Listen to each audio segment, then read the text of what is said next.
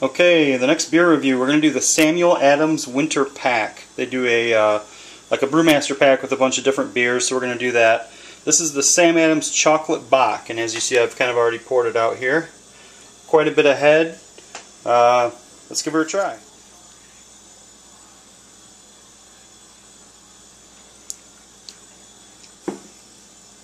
Okay, first thing you taste is chocolate right away.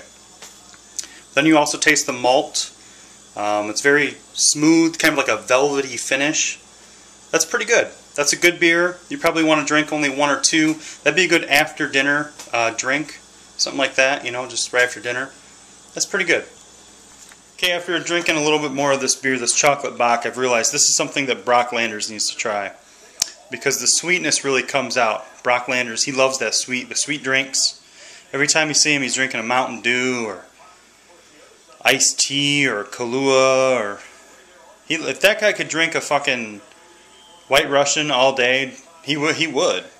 So Brock, try out the chocolate bock, Brock. Okay, the next beer is the Holiday Porter. Try this one out here. Smell is like toffee, like a toffee roasted malt kind of smell.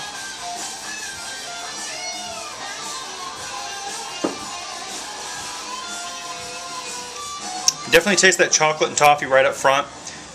And then you get the bitter hops right away. A little cinnamon, possibly.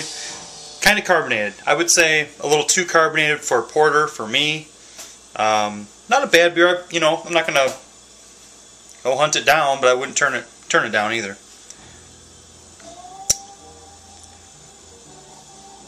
Okay, something else we should probably go over too, if you guys haven't done it before, is the retronasal technique to drinking beer. And what this means is you're going to exhale as you drink the beer to kind of get the full aromas of the beer while you're drinking it. And everybody does it differently, but I think the easiest way to do it is wait until you have the beer actually in your mouth and then inhale and exhale all at once. So this is kind of how I do it.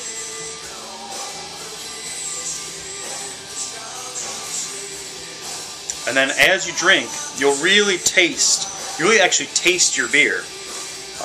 As you know, obviously there's some beers that it's not going to fucking matter. Like, you know, if you're drinking a Miller Lite or Bud Light, don't fucking do the retronasal shit, because it's not going to make a difference. But if you're drinking a complex beer with a lot going on, check it out, retronasal. Let's see what we got going on here.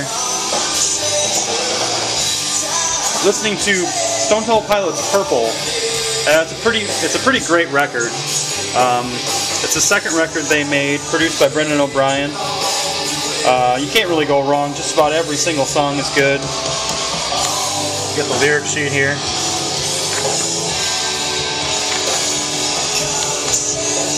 That's probably right before he fucked up his whole life on heroin.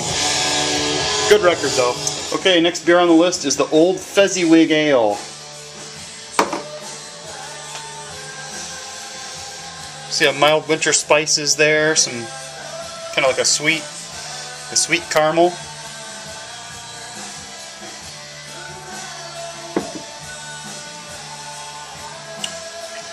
Well, it's hard to pick out individual flavors, but I'd say nutmeg. A little bit of a hoppy finish.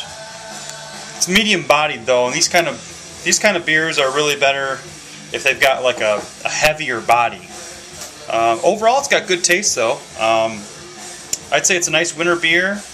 Maybe it needs a little more body. It's a little bit too thin, but not bad. The nice thing about these samplers is, for not too much of a price, maybe 14 bucks, you can get a nice variance of winter beers, especially if it's something that you don't really, you know, say you don't want to go out and spend $6-7 on one of the bigger bottles that I've been reviewing. This is a good start. This is a good starter pack to get you started on drinking shit that doesn't taste like fucking urine, like Bud Light and Miller Lite. Okay, we got the Winter Lager up next, and unlike a lot of the other beers in the pack here, in the seasonal pack, this one you can actually get in separate 6 and 12 packs. Let's try the aroma out. Not too impressive. Some of the other beers, I would say the other ones in the pack are better as far as aroma goes.